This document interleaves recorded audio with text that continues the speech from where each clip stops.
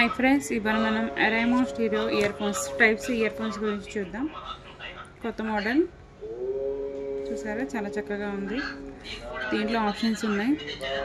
Link in mic, light వెయిట్గా ఉంటుంది and sound quality కూడా చాలా చక్కగా ఉంటుంది. ఇది ఎంఆర్పీ వచ్చేసి 600 ఉంటుంది, కానీ మనకు 250కి వస్తుంది. 3.5 mm ఉంటుంది. దీన్ని ఒకసారి ఓపెన్ చేసి చూద్దాం.